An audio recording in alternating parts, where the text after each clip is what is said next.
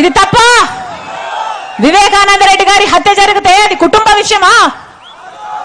ఒక ప్రజా నాయకుడు రాజశేఖర రెడ్డి గారు తమ్ముడే చచ్చిపోతే న్యాయం జరగలేదంటే అది కుటుంబ విషయమా? అది మా ఇంటి సమస్య, అది మా ఆస్తి సమస్య, అది మీ సమస్య, అది ప్రజల సమస్య. ప్రజలు న్యాయం చేయాల్సిన రోజు వచ్చింది కాబట్టి రాజశేఖర రెడ్డి బిడ్డ, వివేకానంద రెడ్డి బిడ్డ మీ ముందు నిలబడ్డారు. కొంగు చాచి అడుగుతున్నాం, కొంగు చాచి అడుగుతున్నాం, మీ ఆడబిడ్డలు అడుగుతున్నాం. రాజశేఖర రెడ్డి బిడ్డ అడుగుతుంది, వివేకానంద రెడ్డి బిడ్డ అడుగుతుంది. మా కొంగు చాచి అడుగుతున్నాం, న్యాయం చేయండి, న్యాయం చేయండి. మీరే నిర్ణేతలు, మీరే నిర్ణేతలు. ఒకవైపు రాజశేఖర రెడ్డి బిడ్డ నిలబడింది, ఇంకోవైపు రాజశేఖర రెడ్డి గారి తమ్ముడిని, వివేకానంద రెడ్డి గారి హత్య చేయించిన అవినాష్ రెడ్డి గారు ఇంకోవైపు నిలబడ్డారు.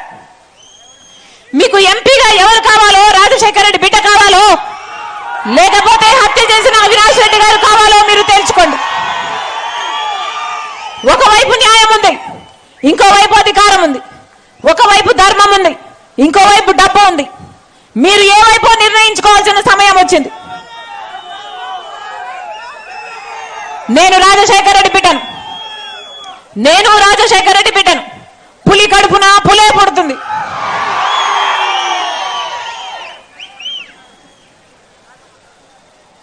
పులి కడుపున పులే పుడుతుంది.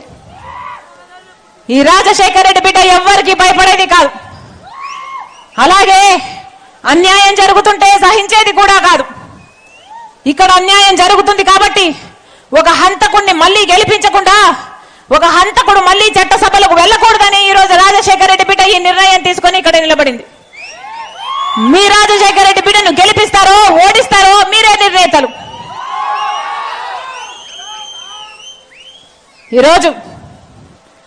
ఈ రోజుటికి 4 రోజులైంది కడప ఎంపీగా నేను నిలబడుతున్నాను అని. నేను కడప పార్లమెంటు స్థానంలో తిరగబట్టి 4 రోజులైంది.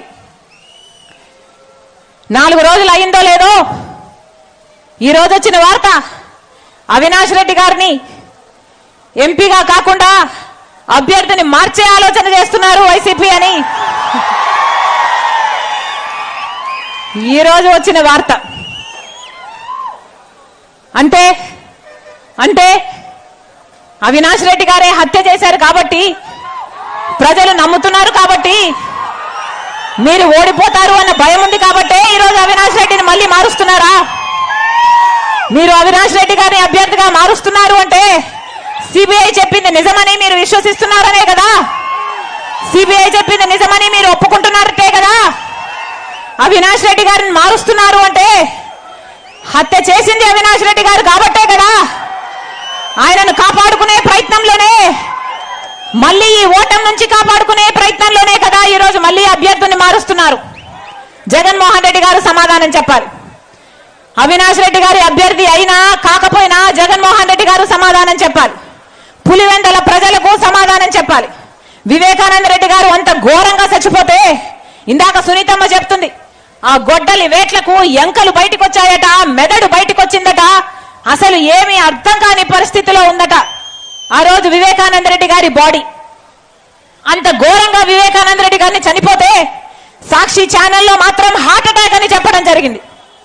ఎందుకో సాక్షి ఛానల్లో వివేకానంద రెడ్డి గారిది హార్ట్ అటాక్ అని ఎందుకు చెప్పారో జగన్మోహన్ రెడ్డి గారు సమాధానం చెప్పాలి పులివెందల ప్రజలకు.